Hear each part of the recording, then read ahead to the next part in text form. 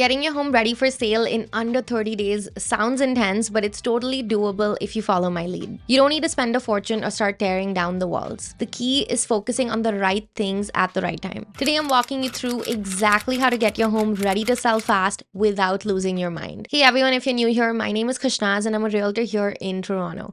Welcome to Property Ladder, where we break down everything you need to know about buying, selling, and investing in real estate. If you'd like to chat more, you can book a free call with me at the link below. Alright, so we've got 30 days to get your home ready for the market.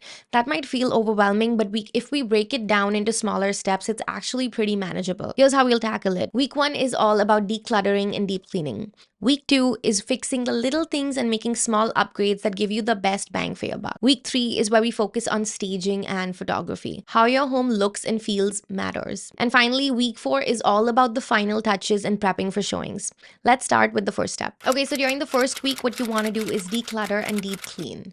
The first thing you want to do is make your home feel as open and inviting as possible. That means decluttering. If you don't use it daily, pack it away, put it in storage, or get rid of what you don't need. Clear off the countertops, any open shelving, surfaces, anything that looks too busy. Because the goal is to help create a space that buyers can picture themselves living there. Don't just shove everything into your closets either, because buyers will open them, and if they're stuffed to the brim, it makes it seem like there's not enough storage in the home. Once the clutter is gone, give your home a deep clean. And I mean really, really deep clean. Baseboards, light fixtures, your windows, get into every nook and corner until it sparkles. If this isn't your thing, you can totally bring in professional cleaners. It's 100% worth it and you will not regret it. Now that your home's looking fresher, let's deal with the little things that can make or break a buyer's first impression. This means patching up any scuffs or holes in the walls.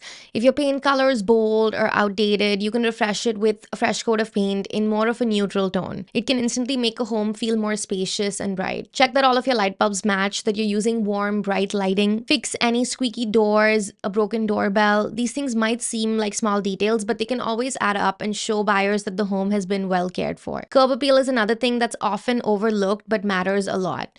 The outside of your home is the first thing that buyers see, so spend a little time making it look nice. Trim the hedges, mow the lawn, add a fresh coat of paint to the front door if needed. It doesn't take much, but it sure goes a long way in how buyers can perceive your home. Alright, now we're getting into the fun stuff, which is making your home look its absolute best. Staging isn't just about making your home look like a showroom. It's about creating a space that feels warm, inviting, and easy for buyers to picture themselves in. You don't need to go overboard with staging if you don't want to, but it is important to note that staged homes sell faster and for more money. Now, your realtor jumps back in at this stage and plays a key role here. A good agent will walk through your home with a fresh pair of eyes and let you know what's worth staging and what isn't. Some realtors, like myself, even offer staging services or have access to stagers, so be sure to ask what your options are when you first get into these questions. If you want to skip the professional staging and DIY it, you totally can. Just focus on rearranging the furniture for better flow through the house, highlight the functionality of your space, and make sure to maximize on the natural light, as that's very important. You can also add in a few stylish pillows, throws, and always remember that less is more. Now, once the staging is set, let's not forget about the photos, because professional listing photos are a non-negotiable in my opinion. This is what gets buyers through the door, so make sure your home is captured in the best possible way. Your online listing is your first impression,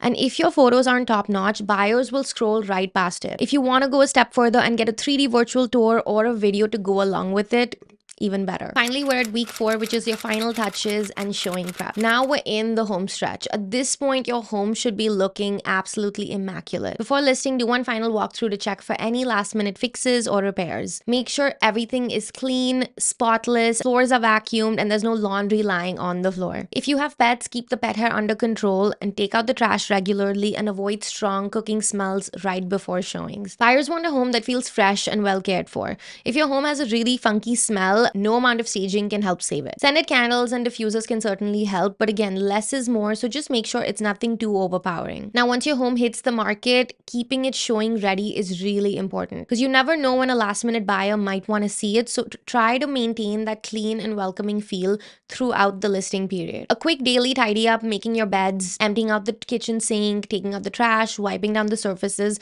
will make the showings feel stress-free and leave the best impression on potential buyers. And that's it. Your step-by-step guide to getting your home ready to sell in less than 30 days.